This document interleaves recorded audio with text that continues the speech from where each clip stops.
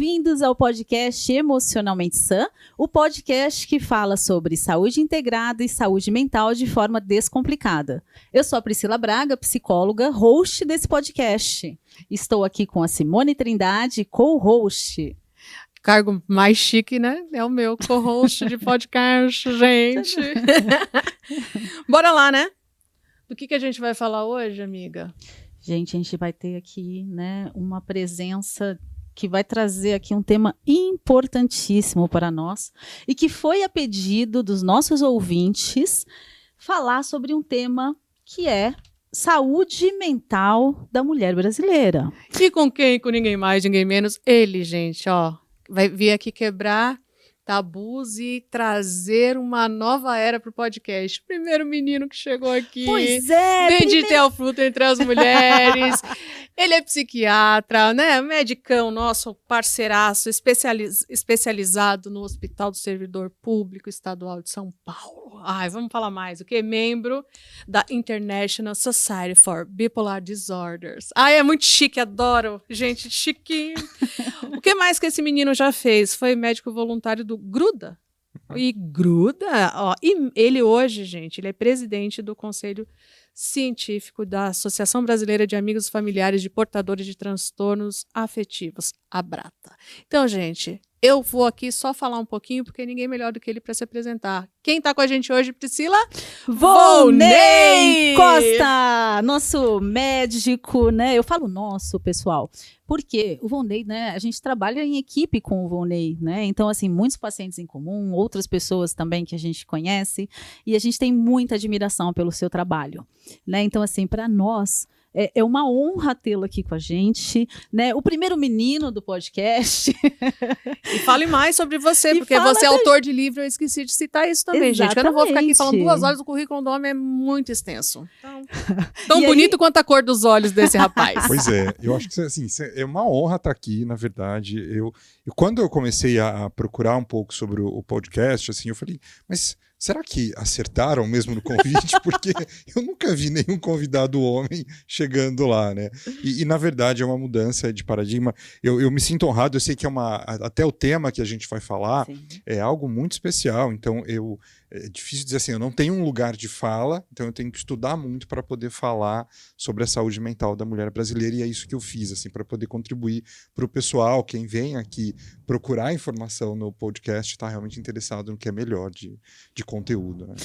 Mas a gente está falando assim, né, que você é nosso primeiro convidado homem, mas a gente vai também, né, trazer outros amigos, colegas para falar, né, sobre outras questões, inclusive da saúde mental também dos homens brasileiros, né? A gente começa com as mulheres, mas também depois a gente pode voltar em um outro episódio para falar sobre os homens, né? Então, a gente acabou, né, a direção que o podcast foi seguindo foi para um público mais feminino, de mulheres, mas as mulheres também perguntam como que os homens estão se sentindo diante da saúde mental, ou os próprios homens também mandando mensagens para a gente, né, com perguntas. Então a gente também aí traremos temas também relacionados a esse universo. Legal. Vamos para a diversidade. Sim, né? A ideia sempre. É que a gente tem uma... E falando em diversidade, gente, nós vamos usar os pronomes dele, dela, ele e ela, para facilitar a nossa comunicação.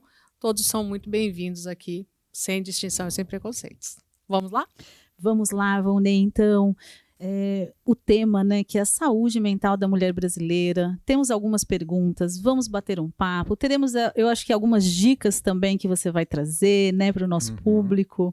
Então, assim, começando, né, com essa pergunta, a mulher, ela adoece mais do que outras populações, né? E temos estatísticas que demonstrem e falem sobre isso, e fala sobre isso? Sim, a gente parte do pressuposto que sim, porque quando você vai para números, em qualquer literatura você vai partir do pressuposto que as mulheres adoecem mais do que os homens, tá? Mas a gente precisa ter cuidado quando você vai analisar esses números, porque as mulheres, elas procuram mais ajuda do que os homens. Então, talvez, quando lá no futuro a gente for reinterpretar esses números, a gente vai ver que talvez os homens precisariam muito, então eles adoecem bastante também. Mas O que a gente entende, assim, de oficial é que as mulheres, elas adoecem mais.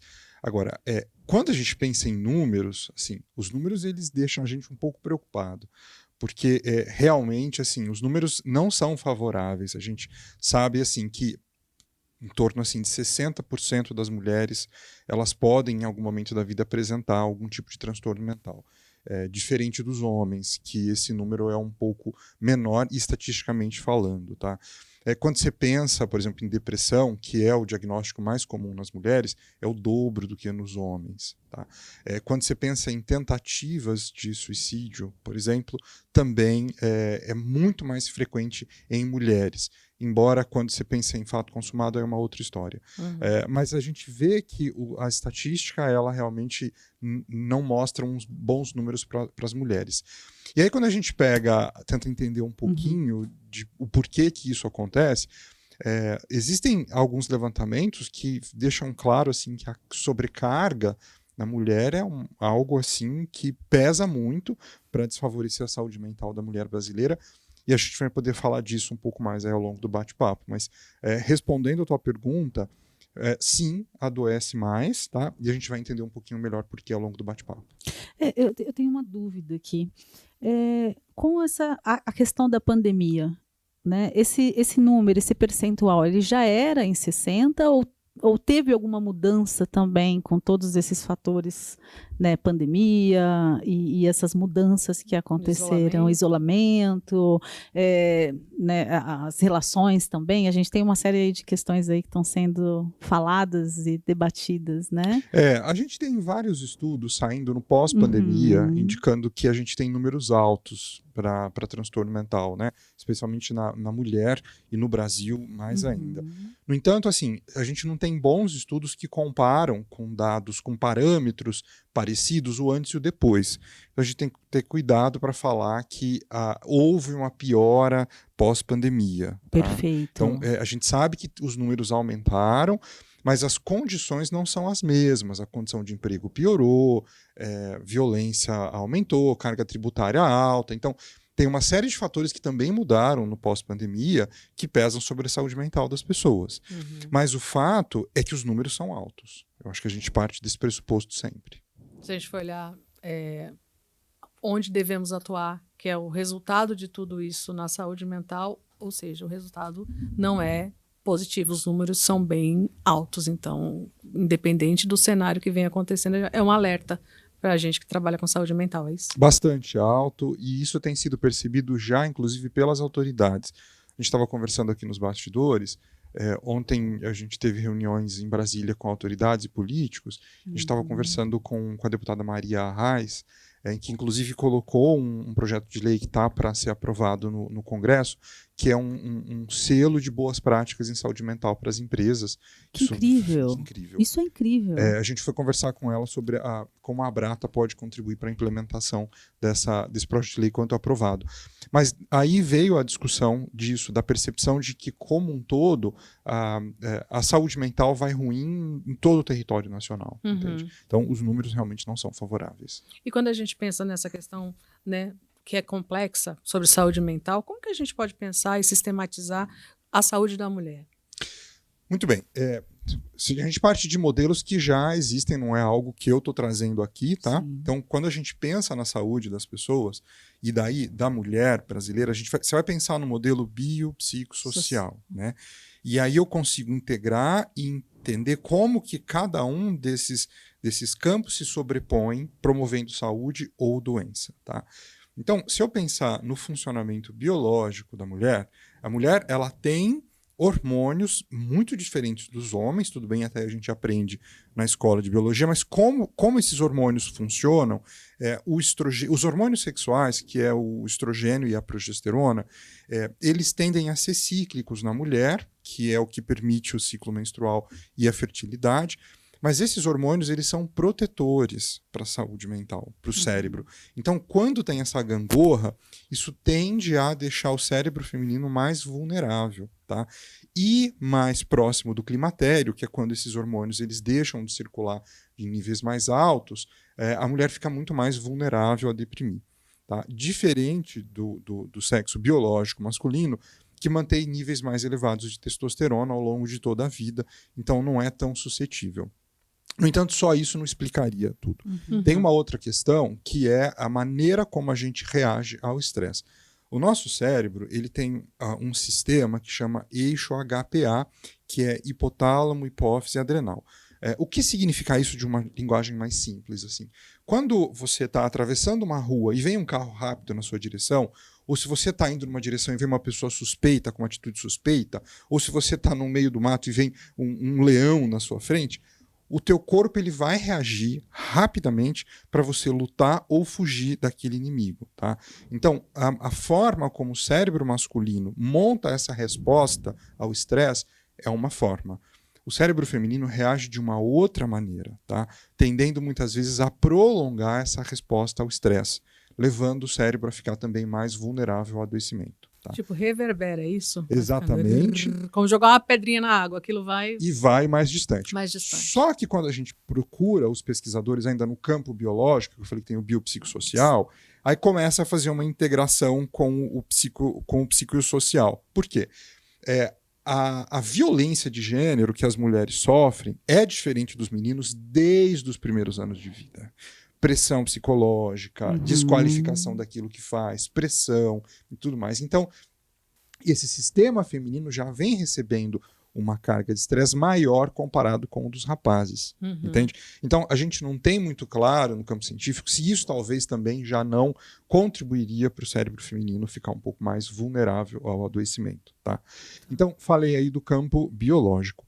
Aí entra a questão psicológica, que é toda essa vulnerabilidade que a mulher ela sofre ao longo da vida, que ela é exposta ao longo da vida com violências de gênero. E acreditem, assim, isso não é balela, isso não é vitimismo, isso não é feminismo, isso é uma realidade. Nem mimimi. Não é mimimi, entende? Assim, digo em quem estuda, em quem converso com diferentes campos políticos e sociais, isso é uma realidade, entende? Mas como é que você está dizendo que é uma realidade? Assim, considere, meus queridos, assim, que em torno de 22 horas por semana, a mulher tem que despender dentro de tarefas domésticas, aquelas que não são reconhecidas ou remuneradas, diferente dos homens que em média despendem 10 horas, quando máximo, em média, entende? É daí para menos. Além dessa jornada que a mulher ela está exposta, ela acaba tendo que trazer dinheiro para casa muitas vezes, e em cerca de 50% dos lares brasileiros, a mulher ela é o arrimo de família, ela é a principal renda. E esse número é maior, chega a 60%, quando você pensa nas classes econômicas mais baixas. Tá? A mulher ela se torna. E dentro dessa camada, quem são essas mulheres? São mulheres em torno de 55 anos ou mais e mulheres negras, que têm muito menos oportunidades historicamente na nossa sociedade. Então, é esse público que é exposto psicologicamente a muita violência, e aí eu parto para o último campo, que é o biopsicossocial. Socialmente, a mulher está exposta a inúmeras desvantagens. É incomparável no campo dos homens. Embora elas demonstrem mais competência em diversos campos que elas atuam, elas são menos reconhecidas. E isso provoca um estresse biológico e psicológico. Então, trouxe aqui para você a sistematização do biopsicossocial. Então, se eu recebo uma mulher no consultório e ela me traz uma queixa, se eu não sou hábil para conseguir analisar esses três campos e sistematizar, eu não estou tratando essa pessoa de fato. E aí também a gente está falando dos ciclos da vida, né? Dos ciclos da vida de uma mulher. E aí, como que o organismo feminino ele funciona frente ao risco, né? Ao risco de adoecimento? Muito bem. O primeiro ponto que eu vou trazer é esse mesmo que você falou. Assim, se eu pensar, né, nesse biopsicossocial, nesse estresse, esse estresse ele vai mudar de acordo com o ciclo de vida que essa mulher está vivenciando. Tá? Então, se eu penso aí numa mulher de até 14 anos, o biopsicossocial vai trazer um tipo de risco, de pressão, de vulnerabilidade para essa moça. Tá? Se eu pensar aí dos 14 até os 49, 55 anos de idade, que é a vida reprodutiva, que é a vida economicamente ativa, é outro tipo de pressão, que inclusive entra essa questão econômica que eu falei, pressão social, violência doméstica e tudo mais.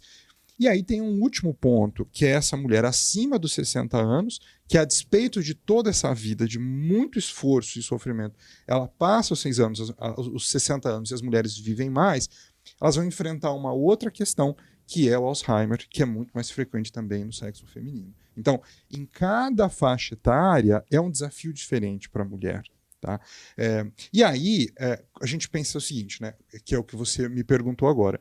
Como que a mulher, ela se prepara, ela enfrenta quando ela está na iminência de adoecer? Né? Uma questão é essa biológica, que eu acabei de trazer. Né?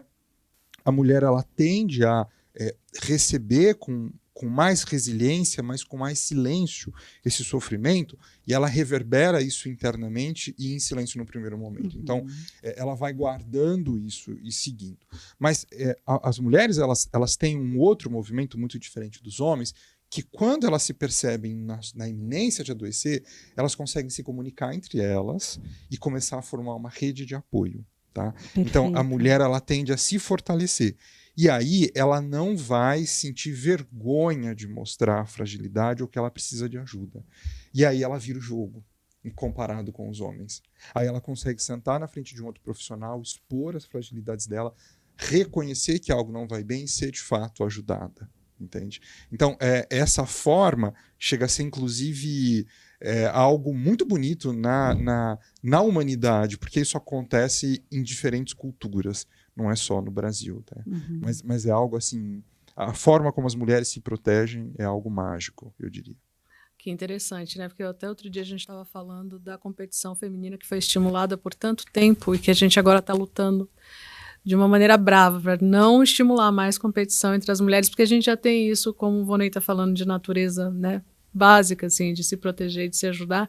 Imagina a potência que a gente vai chegar, porque vai a questão de tempo, quando a gente realmente parar de competir uma com a outra. E você estava falando uma coisa interessante sobre a mulher, e você falou um pouco da questão biopsicossocial. E a sociedade, Vonei, como é que interfere na saúde mental dessa mulher que já nasce num movimento violento, né? Sofre estigmas e violência ao longo da vida, e depois tem as questões físicas? Como é que a sociedade interfere na questão da saúde mental da mulher? Pois eu estava conversando ontem com a deputada Maria Reis, e a gente estava comentando assim como é a saúde mental na cidade, por exemplo, de Arco Verde, que é no agreste pernambucano, perto da divisa do Piauí. Né? Conversava, inclusive, com uma paciente que vem de uma cidade do interior do Pará, mais dentro da selva mesmo. Né? E aí eu me questiono assim, se saúde mental e a sociedade, se é só o que a gente vê aqui em São Paulo, na metrópole. Entende? Quando eu penso, vou pensar em outra coisa, tá? Eu vou pensar aqui em preservação do meio ambiente. A gente sabe que São Paulo é uma cidade muito poluída, muito carro, muita sujeira na rua, muito concreto e tudo mais. A gente fica com uma impressão de que é uma cidade suja, né? Mas você consegue encontrar em boa parte de São Paulo boas práticas ecológicas, com lixo reciclável, com pessoas separando, enfim, esse material indo para frente, pessoas que se preocupam em recolher lixo na rua, embora tenha muito para se fazer, e São Paulo é muito grande, não dá para tomar um bairro ou outro como a zeladoria de um lugar ou outro. Mas tem uma consciência, tá? Eu viajei recentemente para uma outra região do Brasil, não importa qual, com praias assim muito bonitas, e eu vi a praia assim tomada de lixo, de fora a fora. Foi uma coisa que me entristeceu. Eu gravei algum vídeo, mandei para algumas pessoas, e é uma área assim paradisíaca, e você vê que não há uma cultura local de preservação do meio ambiente. Tá? O que eu quero colocar como exemplo aqui é que, de fato, a forma como a gente aqui pensa não pode tomar que isso seja o Brasil como um todo. Não pode generalizar. Não dá. Quando eu penso assim, como a sociedade contribui ou, enfim, acaba dificultando a saúde mental da mulher brasileira, eu preciso pensar em toda a realidade no território nacional. Eu preciso pensar no interior do Brasil, onde estão esses 200 e tantos milhões de habitantes do país. Então, sem dúvida, a sociedade ela contribui para o adoecimento à medida que transfere para a mulher responsabilidades as mais variadas, como, por exemplo, ter que ser bonita e sexy para se apresentar nas fotos, nas redes sociais. Magra. e magra. E magra, né? O conceito de beleza é esse. É bonita, sexy e magra. Exato. E isso, embora não seja dito, porque pode parecer agressivo, mas isso aparece no comportamento, por exemplo, dos grupos em redes sociais, que se a mulher ela posta uma foto mais sexy, ousada, com o corpo dito dentro dos padrões de beleza, ela vai ter uma aceitação, uma validação muito alta, pensando numa jovem.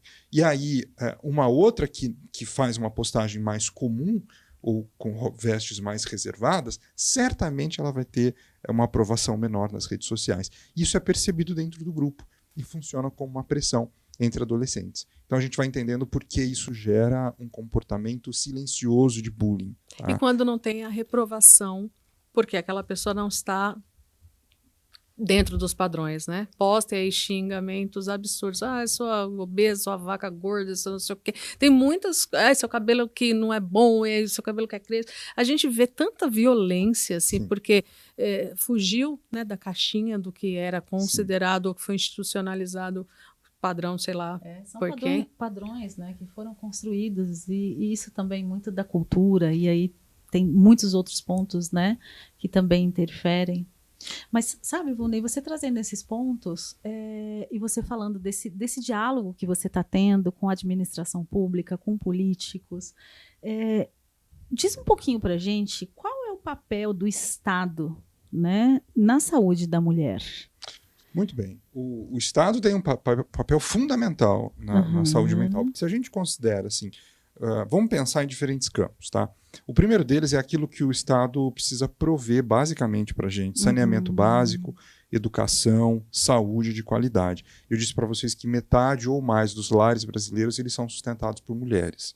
Quando o Estado não fornece isso, a mulher ela tem que trabalhar mais para dar conta de conseguir prover isso que não está sendo trazido pelo Estado. Entende? Então, de cara, aquilo que o Estado não entrega, isso é muito comum no Brasil como um todo, isso gera uma pressão sobre a saúde mental da mulher. Considera a partir daí também a carga tributária alta. Os impostos no Brasil eles são muito altos comparado com o que se entrega. Tá? E esse imposto não é só aquele que é cobrado, sei lá, para quem paga imposto de renda ou não, mas está dentro dos produtos que se consomem. Entende? Então, o Estado, quando ele onera o produto e a mulher precisa comprar aquele produto para trazer dentro de casa, isso vai repercutir na saúde mental dela também.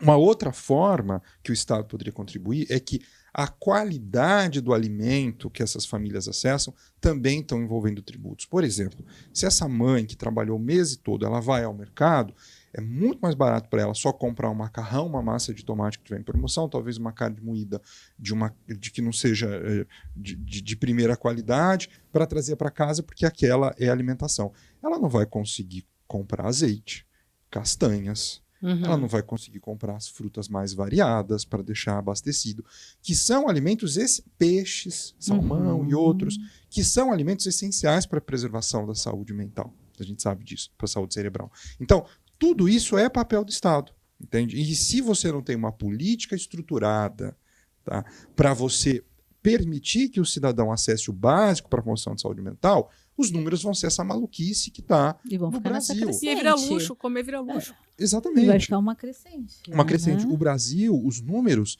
só pioram ao longo da última década aqui de saúde mental. Então eu falei do básico. E aí tem outro ponto que é a assistência que essa mulher vai receber quando ela precisar de algum tipo de ajuda. Leve em consideração o seguinte dado: 80% ou mais da população brasileira depende do SUS para assistência médica. 80%. Tá? Mas essa população, desses 80%, o SUS ele só fornece atendimento em horário comercial. Então, qualquer uma dessas mulheres que precisam trabalhar para trazer dinheiro para dentro de casa e tem que pagar os impostos, ela não vai conseguir ser atendida, a não ser que ela falte do serviço, se ela tiver. E pior, para ela conseguir vaga com um médico que consiga compreender o que é a questão de saúde mental que ela traz. Porque a gente não tem dados de pesquisa da qualidade do atendimento dos médicos no SUS, no Brasil. Mas a gente tem mensuração indireta. Se eu usar dados de países nórdicos que conseguem ter um sistema mais fechado, né, menos de 30% dos médicos conseguiram reconhecer questões de saúde mental quando o paciente trouxe. Isso lá, tá? em países nórdicos, como Noruega, Finlândia e tudo mais. A gente não tem dados no Brasil, mas tem um estudo que indica aqui no Brasil que o tipo de medicação prescrita pelos médicos, que é como a gente consegue mensurar, não é compatível com o grau, com os números que a gente tem identificados de depressão na população. Entende? Não bate o que os clínicos gerais têm prescrito. E são os clínicos gerais que fazem esse primeiro atendimento, entende? Fazem a primeira triagem, né? É o clínico geral. É o clínico geral, não só, Priscila, a primeira triagem, mas muitas vezes eles conduzem o tratamento. Entende? Você não tem psiquiatra no Brasil o suficiente para atender toda a população. Então, precisa ser feito. Mas isso não é só no Brasil, é em qualquer lugar do mundo. É assim que funciona. Ainda não sistema. Se enxergou a necessidade. Exato. Tem preconceito, e você né? Falta mão de obra, treino específico. Você acha que está por esse caminho? E aí? Porque eu não quero estar aqui como uma pessoa que faz críticas ao SUS. Claro. Eu deixo abertamente que eu realmente acredito que o SUS é um sistema de saúde maravilhoso. Assim. O SUS tem que ser escrito com letra maiúscula de fato. Mas esse profissional que está lá na frente atendendo, ele está sobrecarregado com horas de trabalho. Não tem quantidade de médicos suficientes. Esses médicos estão lá, eles não recebem treinamento em saúde mental. E se recebem algum caso grave, eles não têm para onde descarregar esses casos. Nessas atividades da Abrata, eu tive numa roda de conversa com profissionais de saúde, num dado posto de saúde, eles iam falar assim, escondido para mim, doutor, aqui eles têm medo de perguntar se o paciente está com um problema de saúde mental, porque daí eles não sabem o que fazer, não sabem para onde encaminhar. Então é melhor nem perguntar, entende? Então, mas o médico faz isso por maldade? Não. Ele não tem condições. Ele não tem condições. Então, fechando a resposta que você traz, como o Estado pode fomentar, se houvesse um grande interesse público, a gente precisaria de uma estruturação ampla para a proteção de saúde mental. A gente não tem governantes, e isso não é esse governo ou outro que tem real interesse na saúde mental, eles sequer veem o número, assim. Um último dado para fechar essa questão do Estado, não, eu vou me alongar aqui, não tem fim isso, mas é que, por exemplo, a gente sabe que hoje em dia existe propaganda de bebida alcoólica em redes sociais. É algo que é permitido pelo Estado brasileiro. Tá? O fato de você não ter uma regulamentação custa de cerca de 2 a 3% do PIB brasileiro. Vocês têm ideia do que isso significa em termos de dinheiro? Uau! É muito dinheiro. Eu tive a oportunidade, em 2021, se eu não me engano, eu participei de um simpósio que, na época, o ministro da Saúde, o Queiroga, acho que, não lembro se foi em 21 ou 22, ele estava presente. Eu tive a oportunidade de falar isso abertamente para ele e o quanto isso custa para a nossa sociedade. Que interessante. Eu até, né, você falou que a Abrata está fazendo algumas ações, né, e que vocês têm dialogado cada vez mais com pessoas, né, que são pessoas que podem fazer essas mobilizações, né? Conta um pouquinho o que a Abrata faz. Eu sei que você é presidente, né, do Conselho Científico, mas conta como que vocês estão levando esse diálogo, essa conversa também adiante. A Abrata, Associação Brasileira de Amigos, Familiares e Portadores de Transtornos Afetivos, é uma associação que surgiu de dentro do Hospital das Clínicas, a partir do GRUDA, que é o grupo de doenças afetivas que pesquisa, isso em 99. E onde os médicos, na época, o Dr. Ricardo Moreno e o Dr. Adores, viam a necessidade de reunir os pacientes e os familiares para discutir e fazer psicoeducação. Tá? A partir disso, a Abrata ela foi crescendo, ela tomou corpo, e hoje ela é uma associação independente, que tem sede própria aqui na Vila Clementino, perto do metrô Santa Cruz. E a Abrata ela tem diferentes atuações na sociedade. A primeira e principal delas é promover psicoeducação através do fomento de informações gratuitas, acessíveis em linguagem e comunicação para a população. Então, qualquer pessoa, qualquer cidadão na comunidade da língua portuguesa, ele pode acessar pelo YouTube o material da Abrata. No site da Abrata tem lá também material escrito e tem grupos que ainda acontecem, que são gratuitos, que são grupos de apoio online. Para maiores... uma dica excelente. Abrata.org.br, todo dia às 4h é a inscrição, esgota super rápido, tem que estar atento no site. Então, acima de 24 anos. E adultos jovens e adolescentes de 14 a 24 tem um grupo específico que aí é manejado por próprios psicólogos. os outros são por voluntários. Essa é uma atuação da Abrata, tá? A Abrata tem uma segunda atuação que é, junto com parceria com governos e empresas, poder desenvolver projetos para levar educação e saúde em loco. Tá? Então tem vários projetos, a gente tem grandes parceiros, indústria farmacêutica, Sanofi, Medley, Secretaria da Fazenda, tá? Então, a gente tem muitos parceiros. E um último deles, tá? A última atuação da Abrata, que é mais recente, é o Advocacy, em que a Abrata ela participa da formulação e do fomento de leis e políticas públicas em saúde mental. E por isso que a gente estava em Brasília dialogando com políticos. A gente entendeu que não adianta só socorrer as pessoas, a gente também tem que ir na base, que é na formulação de melhores políticas. Interessante, né? Porque a gente olha quanto que a gente precisa expandir em trabalhos, né? Com o Estado, com as comunidades, né? Fazer chegar esse suporte para a população. E aí, eu levando para um outro caminho, quando a gente pensa na questão científica, né, essa questão da psiquiatria, da psicologia, que a gente navega e conhece um pouco mais, a gente até olha e sabe onde está pisando. Mas quando a gente vai para questões religiosas, como, nesse ponto, da tua opinião, né, as religiões, elas ajudam mais ou atrapalham mais a fazer esse suporte para essa família, para essa mulher? Como que é a tua visão sobre isso? Tá. As religiões, elas são um oásis na sociedade brasileira. Tá? Eu entendo que precisam de boas práticas dentro das comunidades religiosas.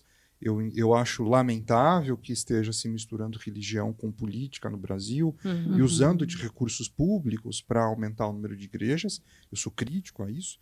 Mas pensando na pessoa com sofrimento mental, na mulher que procura apoio na igreja, ela vai ter.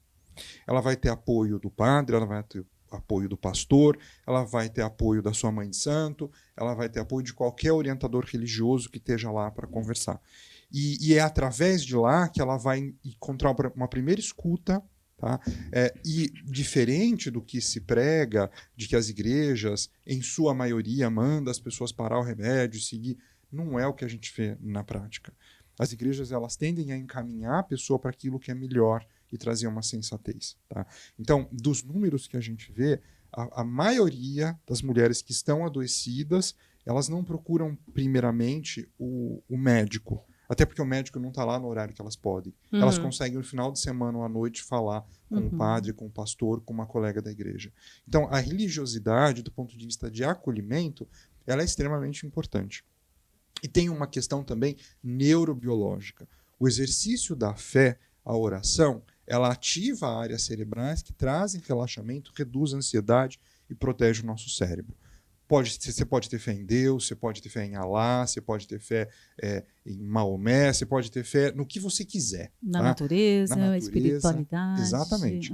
Desde que você procure de forma genuína exercer aquilo que você acredita. Então, a religião é um fator protetivo. Protetor. Ele protege. A gente tem falado bastante aqui, né, no Emocionalmente Sã, do que a gente chama de tríade do autocuidado, que é calibrar os 3 pneus. Mente, que a gente fala psiquiatria, terapias, ter um psicólogo para chamar de seu, ou fazer o que for ao seu alcance. Corpo, que a gente preza muito, assim, sono, qualidade de sono, alimentação, com todas as dificuldades que a gente sabe, né, que você acabou de trazer. Atividade física, no tempo que lhe couber, no espaço que lhe couber. E alma, quando a gente fala de alma, a gente está falando de espírito, né, sem ser religioso, mas sendo espiritual.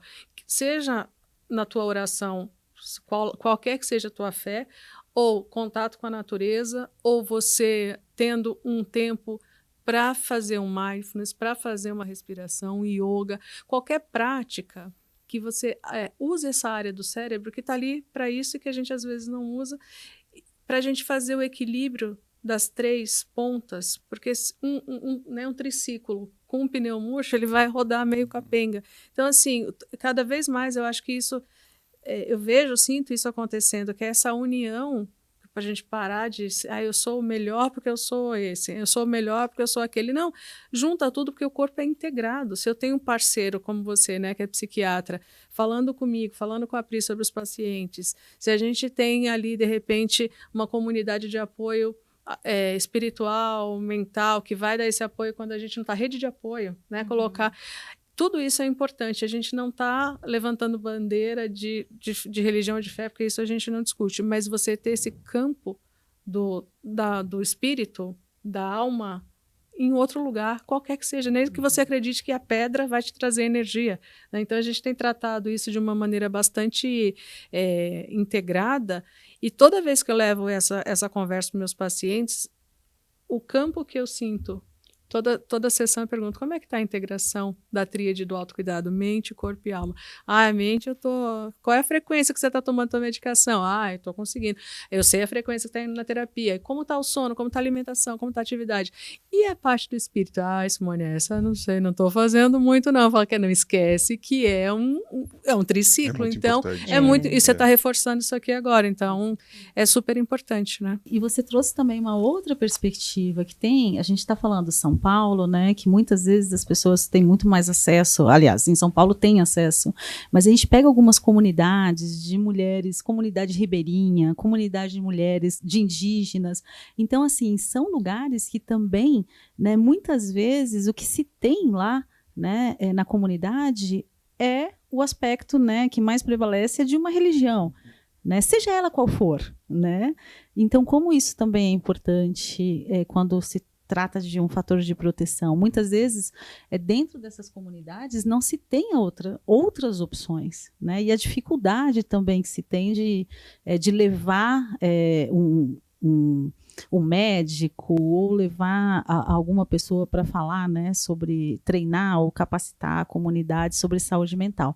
Mas, sabe, essa conversa é bem longa, né, Volney? Caberia mais uma conversa. Porque, assim, você sabe que você deixou aqui a minha mente pipocando, né? Porque eu também venho falando muito, eu e a Simone, a gente vem dialogando, né, com algumas pessoas em Brasília, falando, né, da importância de cuidar também dos profissionais que cuidam, né, de médicos, de levar até a capacitação, o treinamento. A gente vem falando muito da dialética da DBT, né, porque a DBT é uma metodologia que ela se aplica dentro de algumas organizações. Ela tem essa capacidade, essa condição de capacitar e treinar. Então, a gente vem falando muito sobre isso, né, levando isso para alguns deputados também, porque essa é a ideia, né? Então, as pessoas que nos representam, unir forças também para levar essa percepção que se tem, né, do que está acontecendo. E muito mais, além disso, né, você como um presidente do Conselho Científico da Abrata, então você tem muitas informações aí referenciadas, né, e fazer essa construção em conjunto é algo muito importante para uma sociedade melhor e uma sociedade, né, mais...